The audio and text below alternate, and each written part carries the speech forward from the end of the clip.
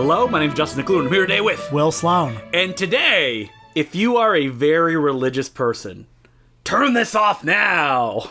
If you're a little bit religious, turn this off now. Wait, are we, is this like the Ricky Gervais podcast? Are we going to blaspheme? Virgin birth, oxymoron much.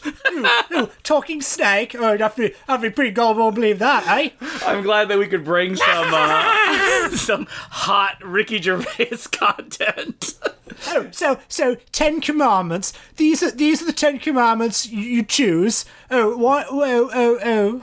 I'm just gonna let you go through your whole Ricky Gervais bit.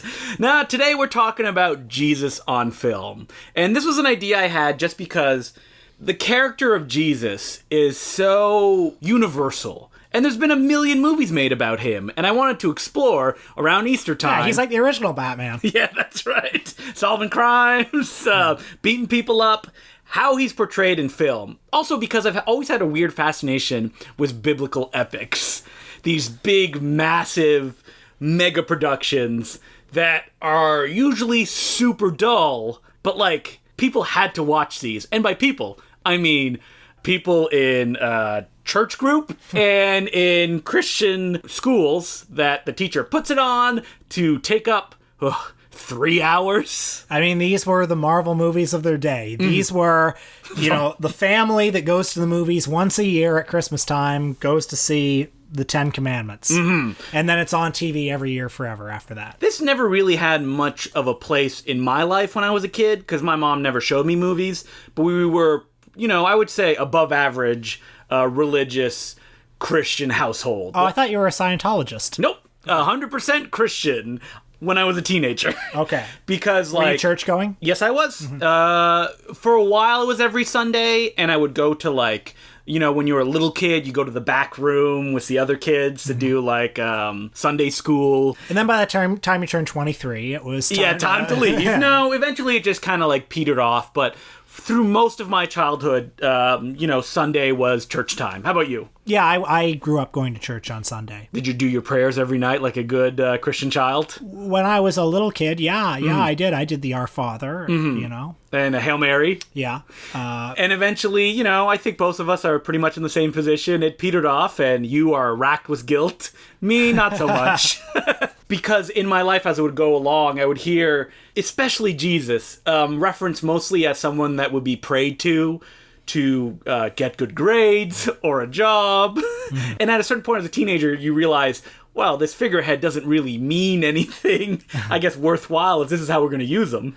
I will say that, reading the Gospels... Recently? No, when I was in high school, it didn't feel like a lot to hang a religion on. No. I was never a Old Testament guy. I was always New Testament in my house. I had my illustrated Bible that covered Genesis and stuff like that.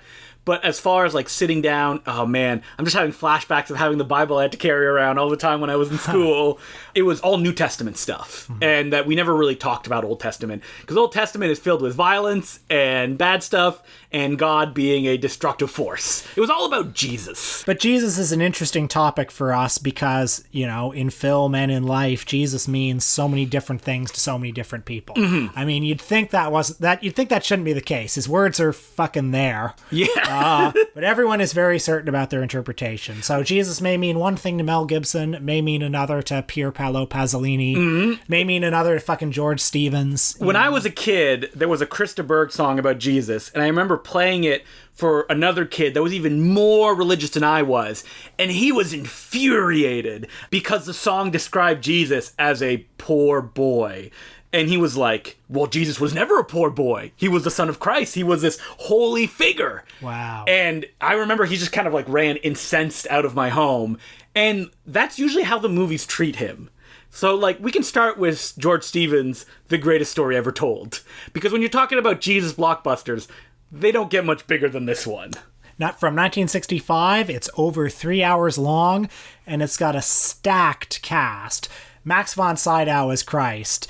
Claude Rains as Herod. Sidney Poitier's in there. John Wayne's in there as a centurion. All our favorites. And as you mentioned, John Wayne as a centurion kind of defines what these actors do in this film, which is just kind of show up, say a line. People in the audience can be like, ooh, wow, look, it's this person. And then not doing anything else. Even though John Wayne, as you posted on social media, got his own poster looking up into the sky. Well, there's a famous, possibly apocryphal story around this movie where George Stevens filmed the take.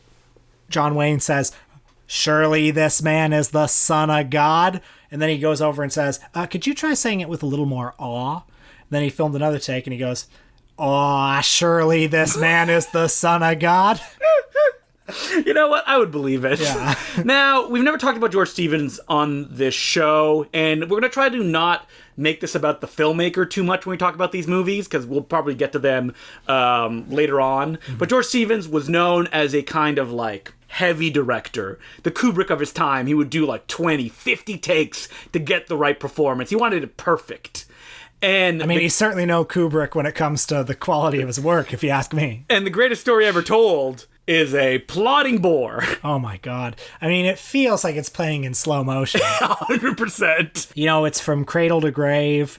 All the hit moments from Christ's life come out, and they're played like they're the hit moments. Charlton Heston is John the Baptist. Oh, how could I forget Charlton Heston? He's the best in like a furry Flintstones like costume and a big old beard. He's the only person in this movie, aside from maybe Donald Pleasance, whose performance I enjoyed. Oh man, I kind of like stood up a little bit when Charlton Heston showed up on screen, because he's just chewing the scenery the entire time. But you know, Jesus may as well be stuffed and mounted in this. Mm-hmm. And when we're talking about portrayals of Jesus, this is the benevolent, boring Jesus. He's not a character. He's just a figure. He says what he says in a very calm and monotone style that will put anybody listening to him right to sleep. And there's always heavy music underneath, and the way he says it and the music and everything, it's as if to say, remember this? This is the famous line. This is the famous line. And it's absolutely bloodless. I mean, there's some worth in the movie because, you know, it's shot in Super Panavision or whatever, and so it has these vast, wide vistas. Shot in America. Really? All of it was shot in America. Yeah. Monument Valley? Uh-huh. Yeah. And because George Stevens says, you know, the countries where it actually took place don't have the vision that I want. Nothing is as mythical as, you know, real America. Yeah, because we're not talking about the historical Jesus here. It's simply Jesus as an icon. Like, you know, typical is the Last Supper scene, right? Where Jesus is sitting in the middle of the table. Let's recreate the painting. The camera pulls out, and of course, all the apostles are in their place, just like the painting. And yeah, there's just no juice there. Is there a place, though, for drama and compassion and involvement in a religious text like this? Or should it just be presented bare the way that, you know, most people would say that it has to be to reflect its original source? Well, every time there's a Jesus movie that has an idea or multiple ideas, because the greatest story ever told has no idea. It doesn't have any point of view on Jesus except look at how big this guy is. Look at how monumental everything he did was. It's not like no one's going to watch this movie and go, oh, I understand what Jesus is about, and you've won me over. It's, you know, we're going to talk about this a lot as we go along. It's for people who already believe with every ounce of their being, and they're going to enjoy it for that reason. Yeah, but, you know, I think the better Jesus movies have some point of view on Jesus, but once you start getting into a point of view on him, once you have something to say that is your own, then it's controversial, and then you're alienating a huge part of your audience. Mm-hmm. So the only way to do it is to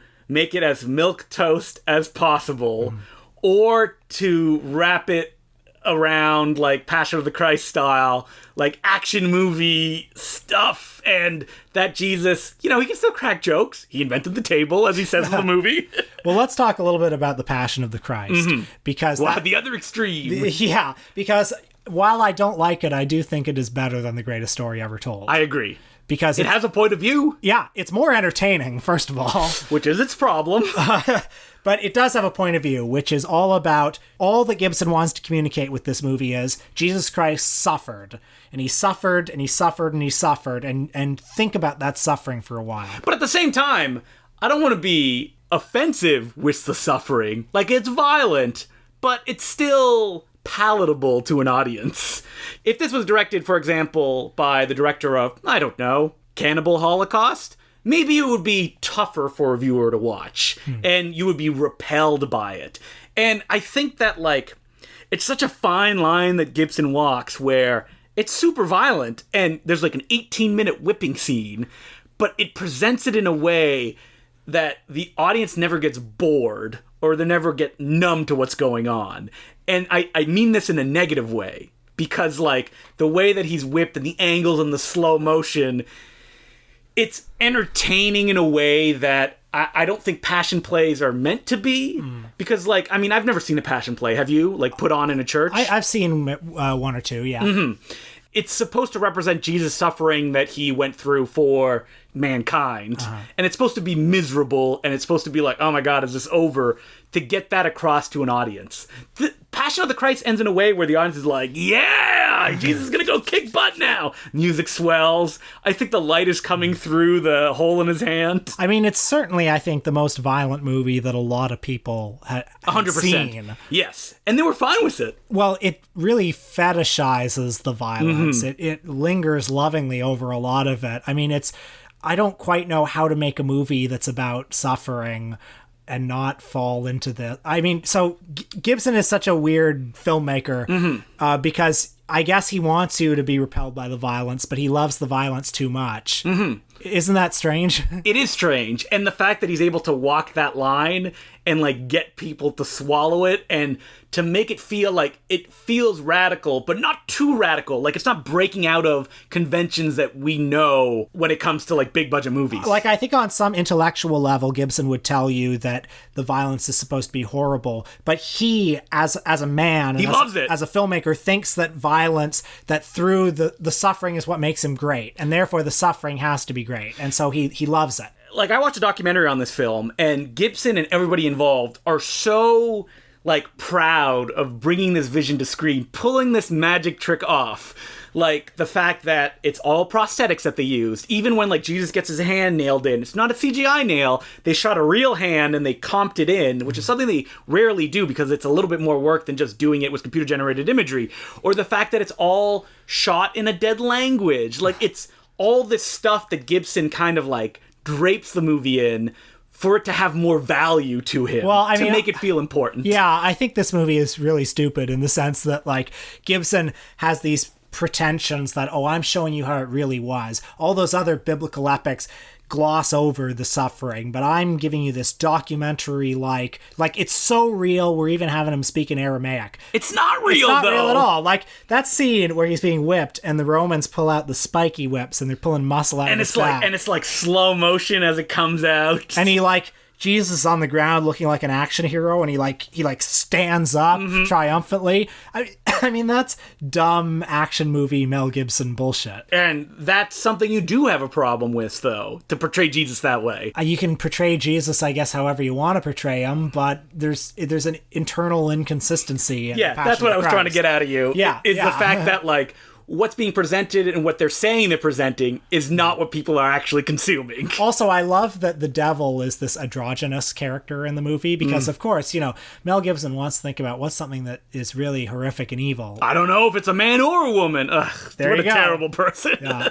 And I mean, it's strange to me that this is the movie he would want to make about Jesus of all the things. It's strange to you, or you're like, oh yes, this makes sense. Well, it makes sense that it's the one he wants to make, but I also feel bad for him that this is the movie he wants to make about Jesus. Because it's a reflection of his personality. I mean, you know, you could make... Do you feel bad for him as he sits on his giant pile of money that he made on Passion of the Christ? Well, he's not happy. No, he's definitely not happy, but he's very rich. Yeah.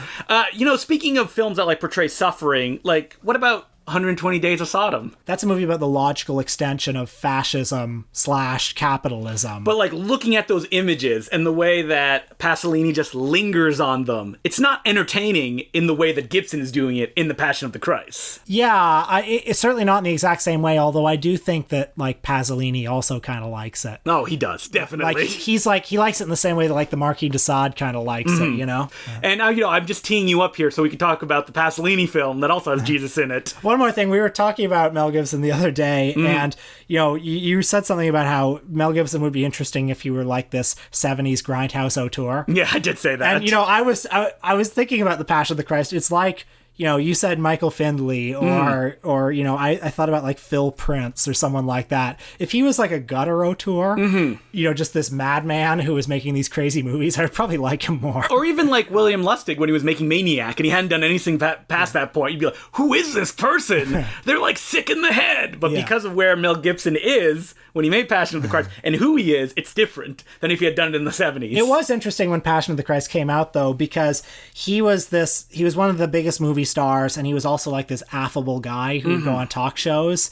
And then all of a sudden it was like, oh, he's a really weird, sick guy, and he's like anti-Semitic. And how could we have ever known? There's no evidence in Passion of the Christ at all. Not the evil Jewish people in the film. I mean, then we found out his dad was a Holocaust denier, and he is too, frankly, if you read anything he says about it. Yep.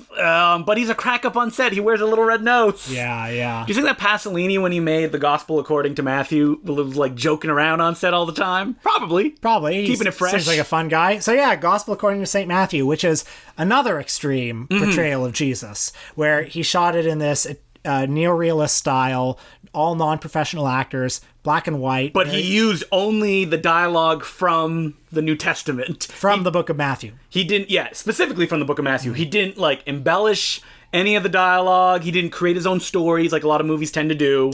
He just wanted to give it raw. And at the same time, giving it that Pasolini touch, because out of all the Jesus movies that we're talking about today, Jesus is never more kind of reactionary than he is here.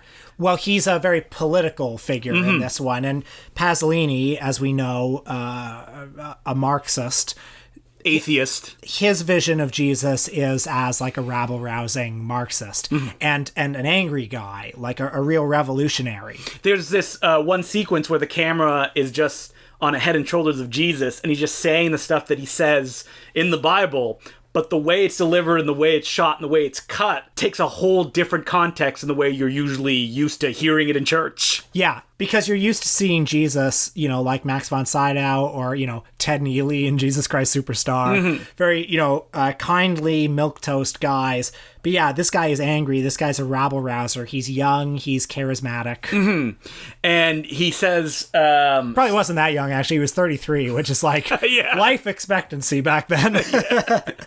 And he goes around just riling everybody up. Rousing the dregs of society. He's a working-class revolutionary. And he knows what's going to happen, too. Like, he knows that, he's going to be crucified and that he's going to return, and he's kind of okay with it, with that kind of steely determination that the actor brings to the role. It's interesting, the scene where there's the marketplace at the temple. In most of the movies, Jesus is this very sweet-tempered guy who, suddenly flips out, you want to get nuts? Let's get nuts. When he sees the market. And it's the one time his temper really rises. Whereas in Pasolini's movie, it's like an escalation to that scene. It's like he gets more and more influential and powerful until finally... he feels confident enough that he can go to this market and start flipping over tables. It doesn't even feel like a giant outburst. It just feels like an extension of his persona that we've been seeing through this film. Like when he does it, he's not like, ah! He just walks, and he's just flipping the tables. And it's something that he knows he's going to do when he gets there, and that he then just executes. And this is where, the Romans and the high priest start saying, okay, this is getting out of hand. We got to stop this guy. It was fine when he was just, holding some meetings with fishermen, but now he's actually a bit of a threat, and so we've got to snuff this guy out. Like, it's a very Marxist movie. Yeah, 100%. And, I like Pasolini's movie a lot because it's also, the least sentimental of them all. I was surprised that, I don't know why I got this in my head, that it was going to be even, rougher than it actually was. Because, the film, it's definitely stylistically different than anything we've talked to about now, but it's also pretty reverential in the way that it shows Jesus. It's visually beautiful, I think, in its way, yeah. And more in a more authentic way than The Greatest Story Ever Told is. And it kind of ramps up its anarchic visual style as it goes along there, where the beginning is usually calm and wide, close-ups, and as it goes along, you start getting like that sequence, all the cuts to Jesus, or it'll be more handheld, following him as he's going along. Well, there's that strange scene towards the end where he's being tried, and it's all shot from this long shot, as if it's like a newsreel crew that's capturing it like through a fence or something. Yeah, and that's what I really like about the movie, and it was actually, like I said, taken aback at the beginning that it wasn't like that. I know it was a bit controversial in its day just because everyone looked very poor and dirty in it. Yes, which is how people looked. By the way, broken teeth. There was actually a colorized and dubbed version of this movie released. Wow, I did not know 10 years ago. Yeah, so if you want to, 10 years ago? Yeah. I did that recently. So, I don't know who would watch that. I think if you want that kind of church movie, groups. There are plenty of Jesus movies if that's what you want. Yeah. The idea of dirtiness and just terribleness takes us again to what we talked about last week, Monty Python and Life of Brian, which is a Jesus movie that Jesus is barely in. But that sequence where he's talking on the Mount and all the characters are so far away they can't hear him. Speak up. Yeah. Very funny. What does he say? Blessed are the cheesemakers. Oh, the cheesemakers? Oh, it's just a metaphor. He's speaking more generally about all dairy workers.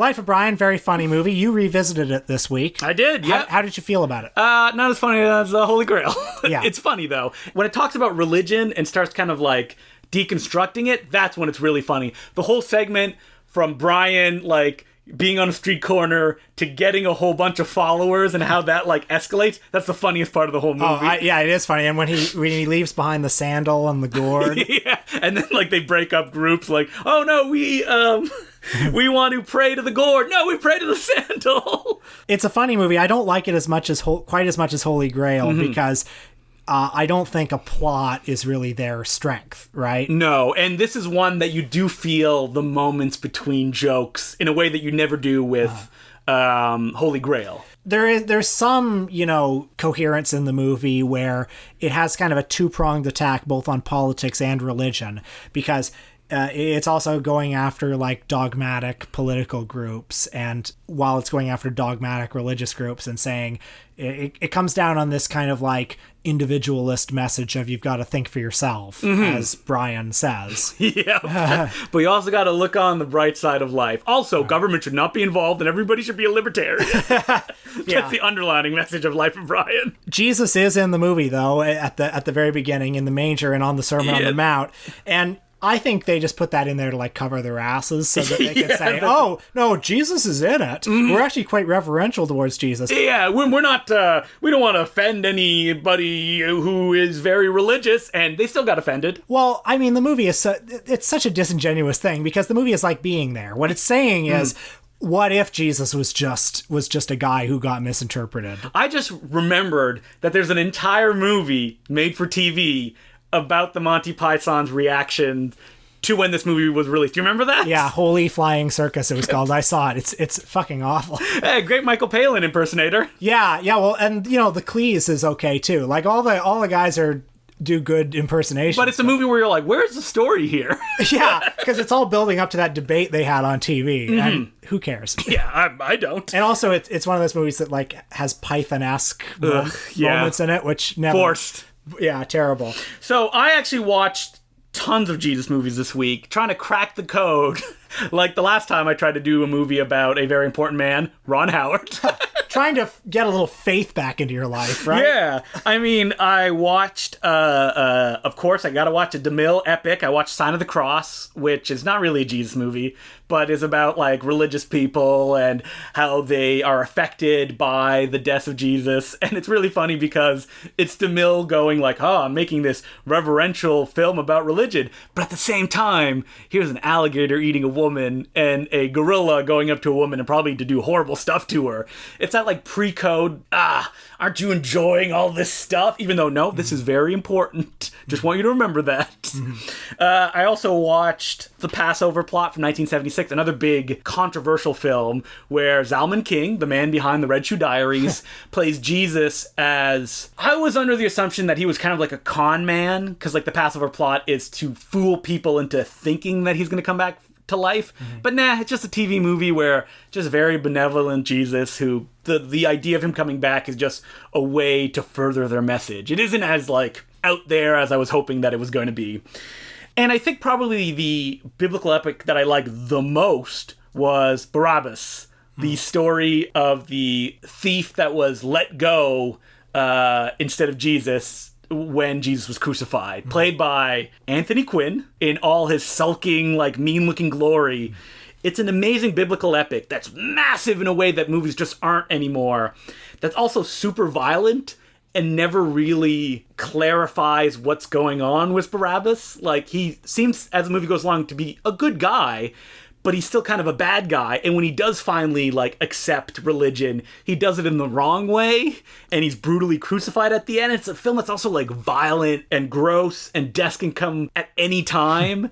In the same way that, like, Richard Fleischer, he was mostly known as a journeyman director, but, like, Mandingo is, like, the anti-Gone with the Wind. I love Mandingo. Which is dealing with the same material in, like, oh, this is how it probably really would. It's, like, gross and gruesome, and there's no romanticism there. And that's kind of the way Barabbas is. And it's great, and it's very difficult to see at this point in time. Well, I watched, or I revisited, Jesus Christ Superstar. Jesus Christ Superstar. I think it's, a little silly, but it's great music. It's fun too. It's got some good songs. It's got some less good songs. Norman Jewison is firing at all cylinders. But I mean, the star of the show is the guy whose name I'm forgetting, who plays Judas, who's very charismatic.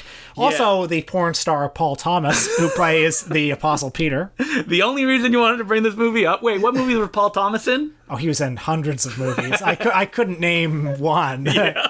You probably haven't even seen one, have you? I've seen hundreds of movies. I've seen Paul Thomas in movies. All of Paul Thomas.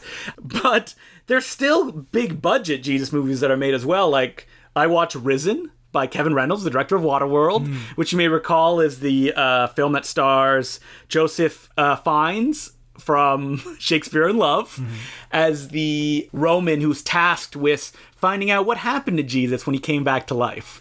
At first, I was a little bit excited about this movie. It has like a Cheap Jack gladiator style to it. It starts with a big action scene. Kevin Reynolds is a very pulpy director. But yeah, it just ended with benevolent Jesus at the end. Surprisingly, in this one, not played by a white guy. Played by Cliff Curtis, a New Zealand actor. Wow. Which is not something you usually see in any Jesus movie. Even though that is historically correct. He would have not been white. One movie that we didn't revisit, but I'm sure that we both like, is The Last Temptation of Christ. I love Last Temptation of Christ. And it's interesting because it's about the idea of Jesus as a man, like finding himself. And the struggle that he had to go through. It's another extreme. It's very far away from the greatest story ever told. It's Jesus as a flesh and blood guy, a man with flaws. You know? Which is the way that, like, if you look at the New Testament, that's why, Jesus and the moneylenders is supposed to show him with flaws. Just the concept of him getting headaches when God is trying to communicate with him is such a potent way to interpret the Bible. How do you like the decision to have all the characters talking in modern accents? I'm fine. Yeah. As opposed to them doing accents. Yeah. Like, that Harvey Keitel doing the full Brooklyn. I have never been a person that likes it when, you make a World War II movie and all the Germans have German accents, or they're just, the general Britishness. Yeah. The kind of ease. No, everybody should just be doing their own voice, or they're doing it in the original language. No accents, please. Even though, Harvey Keitel is funny because he's talking in his normal New York accent. And he's got a funny, orange wig. Yes, he does have a funny orange wig. I mean, but that's a movie, that's kind of amazing because Scorsese had so much less than he wanted. So it's almost a Poverty Row-esque film that he had to kind of, just tear it out because it's a story that he needed to tell. Yeah, it feels very alive, doesn't it? Which is what Jesus movies never feel alive. They just feel kind of, entombed, like Jesus himself before he rose. And that sucks. And that if, filmmakers want to tackle these stories, give it a little bit of life. I mean, the worst that can happen is that, you get death threats and somebody will blow up your house. Yeah, you can't do anything because, you'll be like Kevin Smith's in Dogma and people will be protesting in front of the screening of the movie. Well, it's funny you should mention that because on our Patreon this week, we discussed Kevin Smith's reverential satire Dogma. We said we'd never talk about Kevin Smith again. We lied. I'm sure we'll talk about him a few more times. Yeah, probably. He's an endless fountain of... But Dogma is Kevin Smith's biggest movie, his religious epic, and we talk about it on our Patreon, which you can listen to for $5 a month. You get a new episode every week, and you get our whole back catalog, which is more than 100 episodes at this point. You can become a subscriber by going to patreon.com/theimportantcinemaclub. Do we have any letters this week? We do. And as per usual, you can send us letters at importantcinemaclubpodcast@gmail.com. And the letter is from Scotty Gilmer, and he goes, "Hello, hosts.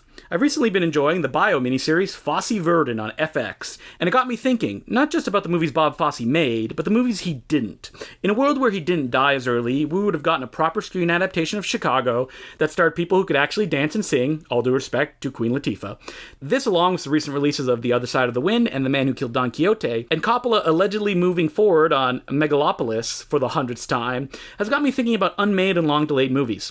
Personally, I love thinking about Powell and Pressburger's The Tempest, and Dali the Marx Brothers' Giraffe on Horseback Salad, or the parallel world where Scorsese did Schindler's List, and Spielberg did Cape Fear, before they allegedly traded projects. I'm assuming you're both big fans of Tim Burton and Kevin Smith's Superman Lives, but besides that, do you have any favorite movies never made? Also, I'd like to encourage any of your listeners who haven't yet subscribed to receive the Important Cinema Club newsletter. I'm a big collector of zines and a small press creator of comics and books myself, and I'm very happy to have yours in my collection. Your essays, analysis, and curation of recommended titles are as worthwhile as anything you say on the show, and it's a welcome break from bullshit takes on film Twitter. So listeners, run, don't walk to your Important Cinema Club Patreon and get yourself subscribed. Best, Scotty. And you can do that, patreon.com/theimportantcinemaclub, and it's $10 a month to get the Important Cinema Club newsletter, which is not a newsletter, it's just a collection of essays and best-of lists and film musings, which will be mailed to your door every month. Well, on the topic of great unmade films, speaking of Jesus, Paul Verhoeven has been talking for a long time about making his own Jesus of Nazareth film based on his book, because Paul Verhoeven is a biblical scholar in his spare time. And specifically his belief that Jesus of Nazareth did live, but wasn't a supernatural figure. Yeah, and, I hope Paul Verhoeven gets to make it one day. I would love to see that He probably movie. won't. It would be very controversial. At the same time, Paul Verhoeven was supposed to make his Crusade film with Arnold Schwarzenegger, which would have been nuts. I would have loved to see that movie.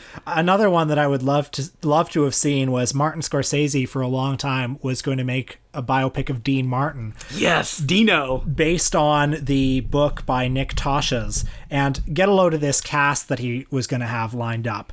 Tom Hanks as Dean Martin, John Travolta as Frank Sinatra, Hugh Grant as Peter Lawford, Adam Sandler as Joey Bishop, and as Jerry Lewis, Jim Carrey. Ugh. What I would do to see that movie. And, several drafts were written. I think Nicholas Pileggi, the Goodfellas screenwriter, wrote a draft, but it was unfortunately never made. I guess the cast just couldn't be lined up on time and at the right place. Canon Films is a wasteland of movies that would appear in trade magazines and never got made. Spider-Man alone was announced to be directed by Tobe Hooper, Albert Pyun, and in the 90s, and probably early 2000s, for a long time, James Cameron was going to direct Spider-Man, and that was his passion project and just never got off the ground. Lizzie Borden's Rialto could have been interesting. I would have loved Lizzie Borden's Rialto. Her film, which was at one point had Susan Sarandon attached to play this abortionist who worked out of a movie theater. I would have loved to see Shane Black and Fred Decker's script that they wrote for John Carpenter about reanimated Vietnam veterans called Shadow Company. That would have been amazing. And at the same time, Fred Decker wrote many drafts for director Stephen Miller, most famous for Lake Placid and Friday the 13th Part 2 and 3. He wrote many drafts of Godzilla that was supposed to come out in the 80s. My only, problem with that is that, if you read any interviews around that time, they're very disrespectful about the idea of Godzilla. I genuinely don't think their Godzilla movie would have been good. No, but it would have been interesting to see. It would have been a stop-motion Godzilla. That's how they were going to do it, which would have been interesting. And I have seen designs that I think it's William Stout did, who's like a dinosaur drawing expert. And while they did lean more into the T-Rex look, it still had that, Godzilla aesthetic. And they did a really funny thing where they ripped off Gorgo, where the Godzilla you see for half the movie would then die to reveal that it's the child of Godzilla, and the real Godzilla is coming, who was massive. Oh, interesting. You can actually hear Fred Dekker be interviewed about that. There's a really good podcast called Best Movies Never Made, where they do an episode on like famous movies that didn't get off the ground. So they've done like Jodorowsky's Dune. They often get people that were involved in the picture to talk about what they would have done, which is really fascinating. Honestly, I could talk for hours about this too, topic, yeah. but you know, a couple more. Joe Dante has a couple of good unmade projects. First, there's Termite Terrace, which would have been his biopic about the animators who created the Looney Tunes, and it would have been a live-action animation hybrid. And of course, they made Space Jam instead. Yeah. And he is also trying to make a Roger Corman biopic, The Man with Kaleidoscope Eyes, which I would love to see. Which would be specifically about the time that Corman made The Trip, which is most famously tied to the fact that Corman took LSD and went out to the forest and had this life-changing experience. I mean, I do wonder what the story is there, but... You can tell a lot about Corman within that time. Like, what if you take him from, like, someone who does have ideals about making movies, the Corman who made The Intruder, to the more kind of, like, stripped down, it's all about the dollars Corman. I mean, he was always there, but there's a part of him that kind of got taken away. And, I mean, to be honest, a movie about Corman making The Intruder would be much more interesting. Yeah. Because, like, that is a fascinating story, and it's a film that killed Corman's interest in doing kind of, like, socially relevant motion pictures. Mm-hmm. I feel like we've had this conversation 100 episodes ago. We could continue forever, so maybe we should just stop it now. Yeah, and we should talk about what we're doing next week. Next week, we will be looking at the films of Nora Ephron. Mm-hmm. Sleepless in Seattle. You've Got Mail. We have a serious dearth of romantic comedies on this podcast. Mm-hmm. And so, you know, what better than to go to the queen of romantic comedies, Nora Ephron. I look forward to watching her films because I've actually never seen Sleepless in Seattle or You've Got Mail. Neither have I. I know. Two dudes just talking here, fulfilling their societal expectations, which are bad. But we'll talk to you next week about these motion pictures. And until then, my name's Justin Blue. I'm Will Sloan. Thanks for listening. Well, Justin, you went viral today because you heard through the grapevine, a little birdie planted something in your ear that Fox, now that it has been acquired by Disney, is no longer accepting bookings for rep theaters, at least for the time being. So I should clarify the way that rep theater bookings work. Now, I am not an expert at this, but I've programmed films and spoken to managers about how it actually goes down, is that usually you contact the company and you're like, I want to play this movie. Will you send me a DCP or a print, depending on how much money you want to spend for shipping? And the distributor will give you a percentage split, usually with a base dollar amount that you have to pay, or just a base dollar amount for the screening. That's usually how it works. You can't do that with Disney. They just have no interest. They're just like, it's not worth our time. Like, they won't return calls or emails. I started doing a kids series a few months ago, and I was told right from the get-go, just forget Disney, because we're not going to get permission to play them. That's just the way they work. That's the way their DVDs are marketed. You know, they go in the vault. Exclusivity. That's how they've always operated. And when they bought Fox, people were wondering, oh, is that going to happen as well?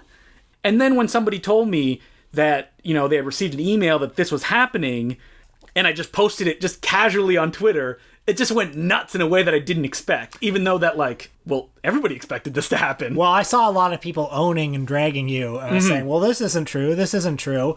I also saw some people who run rep theaters responding to you and saying, this is absolutely true, you know, had to cancel my screening of Alien, or, you know, whatever. I think that what's happening is that Fox, like, there were layoffs happening, and there is no formal policy in place yet. But I don't see any reason to believe that why would it going to be instituted. Because at the end of the day, Disney got a bunch new assets when they purchased Fox. Why would they change their working practices because they got new assets? And really, probably what they want is they want a lot of content on their Disney Plus channel. And stuff playing in theaters is competition for that. So let's not, you know, why would they give stuff to a rep theater? Now, what I didn't realize when I made this tweet is that I put a photo of, like, famous Fox films with X's in them and being like, you know, you probably won't be able to watch these movies anymore. Home Alone. Yeah, Alien, Die Hard. But honestly, like, there will probably be ways in theaters that will play these movies. You know, when the season comes around, maybe Disney will give permission to play Alien or Die Hard. It is or even lucrative. Yes. It's worth their time to put Die Hard in theaters during Christmas. But let's say you want to book Sunrise. Nah, it's not going to happen. Beyond the Valley of the Dolls. Yeah, no. I don't know. Well, they just probably don't have anything in place, and they're not interested in that stuff. I mean, even now, like, Disney, like, if I want to play the Goofy movie, why would Disney be like, no, you're not allowed to play the Goofy movie? Like, how is that any skin off their back? But nope, they just say, we don't give permission to do any of this stuff. It does not interest us. And I think that'll happen with their silent films as well. Because maybe it'll be like, there's offensive content in this stuff, so we don't really want it out there. Well, we know that Disney is going to be censoring the original Dumbo on their streaming service. Mm-hmm. Do you agree with this? I think it's a complicated issue. I get that if it's a service where you're showing this stuff to kids, maybe kids shouldn't have really easy access to, Coal Black and the Seven Dwarves or, the racist parts of Dumbo. But if that's the only version that's going to be available... It will. Yeah, then that's bad. Yeah, I mean, Warner Brothers dealt with this on their cartoon sets by putting kind of like explanatory cards before the segments. And I think you could watch the uncut or the edited version on the disc. On Disney's DVDs, you remember when, 10 or 15 years ago when they put out those big like metal tins. Yeah, those all had, introductions by Leonard Maltin talking about, there are stereotypes in this, but those were also marketed a little bit more towards adult collectors. They were marketed 100% to adult collectors because they were incredibly expensive. It was not for kids. Yeah. No parent would go and buy like, oh, look, these I'm trying to think of some like very niche Disney character collection. Davy Crockett. Yeah. I just want my kids to watch it. Nah, it's like a nostalgic thing and a historical thing. So yeah, Disney, it's bad for the world, it's bad for society. Mm-hmm.